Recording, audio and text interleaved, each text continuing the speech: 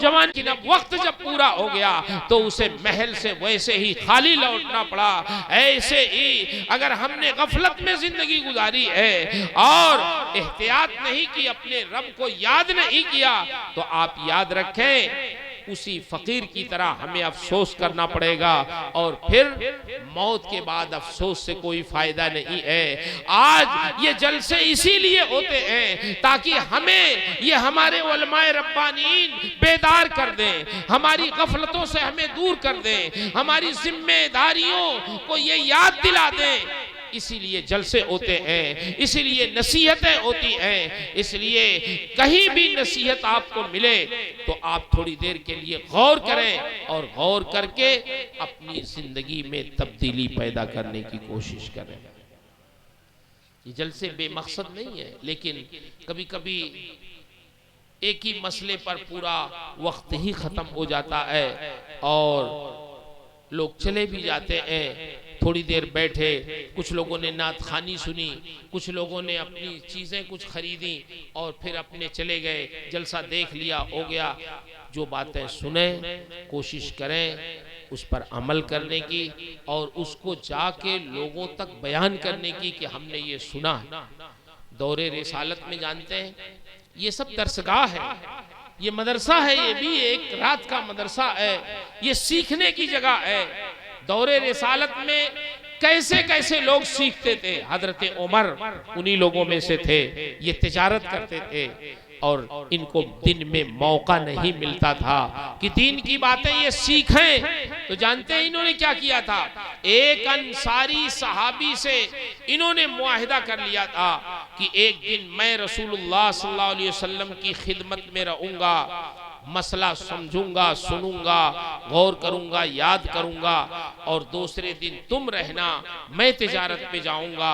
ایک دن حضرت عمر رہتے سرکار کی خدمت میں، جو آیتیں سرکار تلاوت فرماتے وہ سنتے، جو احادیث بیان کرتے وہ یاد کرتے. جب شام ہوتی تو انصاری صحابی آتے، ان کو یہ سناتے.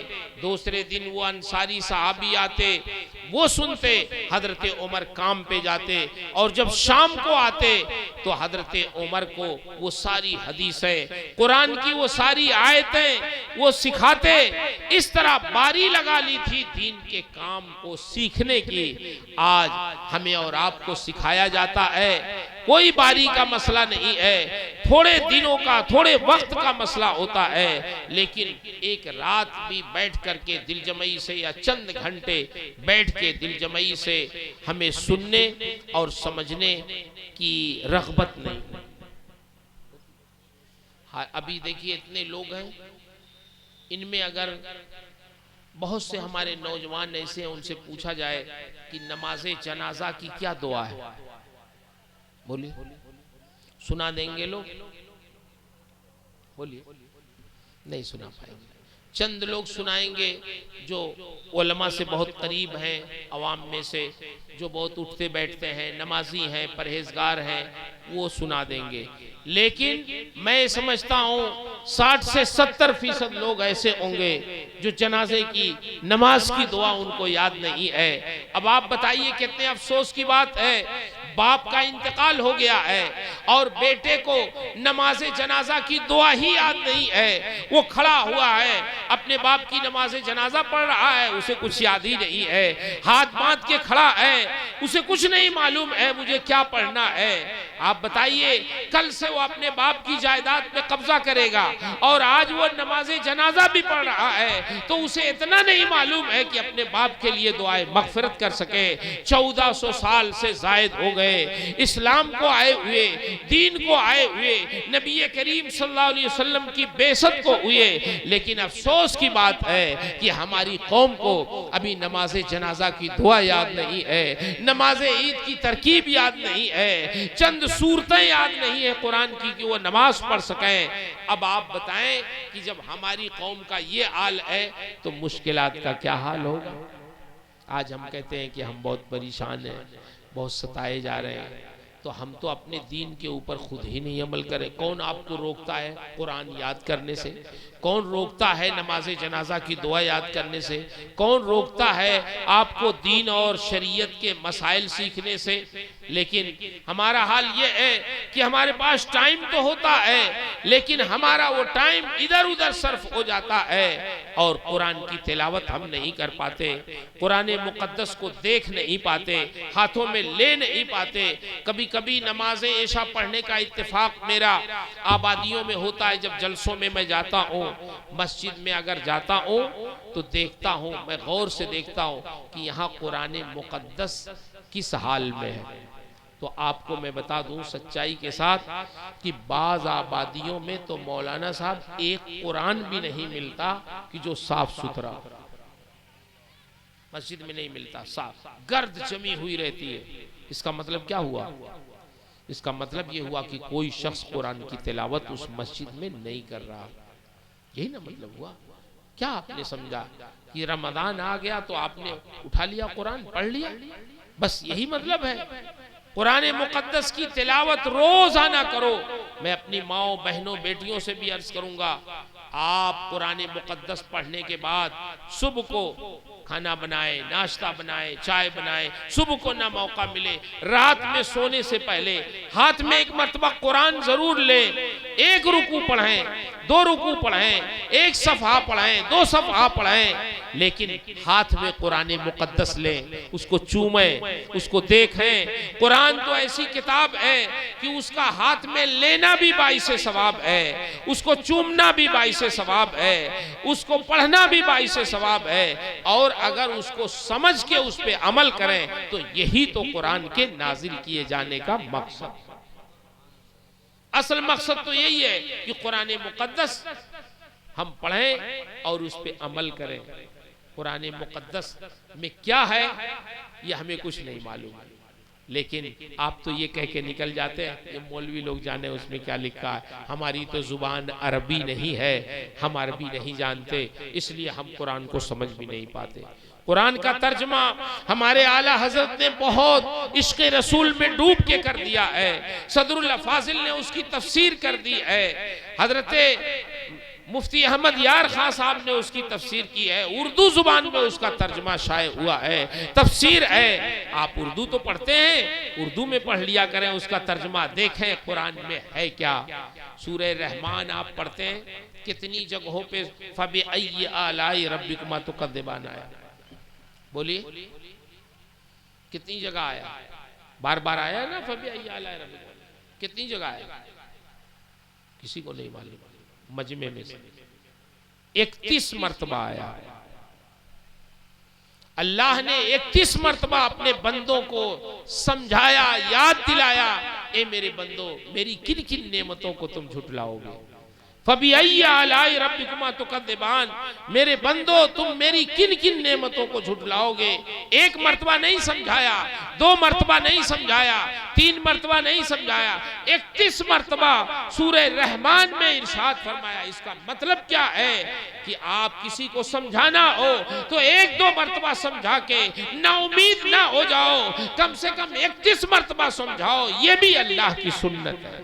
اللہ اپنے بندوں کو کس طرح یاد دلاتا ہے کہ ہم ناشکرے نہ بنے، اس کی نعمتوں کو پا کر بار بار ہمیں متوجہ کرتا ہے. فَبِأَيِّ آلَاءِ رَبِّكُمَا تُكَذِّبَانِ. میرے بندوں میری کن کن نعمتوں کو جھٹلاؤ گے. کتنی نعمتیں اللہ نے آپ کو عطا کی ہے، ان نعمتوں کو آپ شمار کرنا چاہیں تو شمار بھی نہیں کر سکتے. شکر ادا کرنا تو بہت بڑی بات ہے. آپ غور کریں یا آپ آنکھ کھول لیں، آنکھ بند کر رہے ہیں، یہ ہماری پلکیں اٹھتی ہیں اور گرتی ہیں. کبھی آپ نے سوچا کہ یہ کتنی بڑی نعمت ہے؟ ہمارے گاؤں میں ایک صاحب کچھ دن نظر نہیں آئے، پھر جب ملے تو میں نے کہا آپ نظر نہیں آئے، کہاں گئے تھے؟ انہوں نے کہا مولانا صاحب میں بمبئی چلا گیا تھا علاج کے لیے. میں نے کہا کیا ہوا؟ کہا میں موٹر سائیکل چلا رہا تھا، یہ میری پلکیں گر گئیں تو اٹھی ہی نہیں. میں موٹر سائیکل لے کے گڈھے میں گر گیا. ڈاکٹروں کو دکھایا، انہوں نے کہا یہاں اس کا علاج نہیں ہے، آپ بمبئی جائیں۔ اب تو علاج لکھنؤ وغیرہ بھی ہونے لگا، اس وقت یہاں علاج نہیں ہوتا تھا۔ کہنے لگے ڈاکٹروں نے کہا آپ سیدھے بمبئی جائیں، ان پلکوں میں انجیکشن لگے گا، پھر آپ کی پلکیں اٹھ سکتی ہیں۔ کہنے لگے میں گیا، 15 ہزار کے انجیکشن میں نے ان پلکوں میں لگوائے ہیں، اب یہ اٹھتی ہیں۔ ڈاکٹر نے کہا 3 مہینے تک یہ انجیکشن کام کرے گا، پھر اس کے بعد پھر تمہیں لگوانا پڑے گا۔ میں نے یہ سننے کے بعد اللہ کا شکر ادا کیا کہ اللہ، آج تک تو ہم نے یہ سوچا بھی نہیں تھا کہ یہ پلکوں کا اٹھنا اور گرنا خود سے یہ بھی تیری بڑی عظیم نعمت ہے۔ اب سمجھ میں بات آتی ہے کہ اگر یہ خود سے نہ اٹھیں گریں تو ہزاروں روپے علاج میں لگ جائیں، پھر بھی اس طرح نہیں ہوں گی جس طرح ہمارے رب نے ہمیں دیا ہے۔ تو اللہ یہی فرماتا ہے میرے بندو، میری کن کن نعمتوں کو تم جھٹلاؤ گے۔ سعودی عربیہ کے اخبار میں ایک خبر شائع ہوئی کہ ایک شخص تنفس کا مریض ہو گیا، یعنی آکسیجن اسے کم ملنے لگی، تو وہ اسپتال میں چلا گیا، اسپتال میں ایڈمٹ ہو گیا، اور رات بھر لوگوں نے اسے آکسیجن چڑھایا، اور صبح ہوئی تو وہ شخص ٹھیک ہو گیا، مریض ٹھیک ہوا۔ ڈاکٹروں نے مشورہ دیا کہ اب تم ٹھیک ہو گئے ہو، اپنے گھر جا سکتے ہو۔ اس نے کہا اب ہم گھر جا سکتے ہیں، ٹھیک ہو گئے؟ ڈاکٹروں نے کہا ہاں۔ جانے سے پہلے ڈاکٹروں نے انہیں سینکڑوں ریال کی بل لا کے اس کے ہاتھ میں دیا کہ یہ ہماری بل ہے۔ جب اس بل کو اس نے دیکھا سینکڑوں ریال کی، تو وہ شخص رونے لگا زار و قطار۔ ڈاکٹروں نے سمجھا کہ شاید یہ کوئی غریب آدمی ہے جو بل نہیں ادا کر سکتا ہے، اس لیے رو رہا ہے۔ تو ڈاکٹروں نے کہا کیا بات ہے، اگر تمہارے پاس پیسے نہیں ہیں تو ہم زکوٰۃ فنڈ سے تمہاری طرف سے پیسے ادا کروا دیتے ہیں، تمہاری بل معاف کروا دیتے ہیں، لیکن رو نہیں، اب تم ٹھیک ہو گئے ہو، شفا مل گئی ہے تمہیں، اب خوش خوش اپنے گھر جاؤ، رونے کی بات نہیں ہے۔ تو اس نے کہا میں اس لیے نہیں رو رہا ہوں کہ میرے پاس پیسہ نہیں ہے، پیسے ہیں میرے پاس، میں دوں گا۔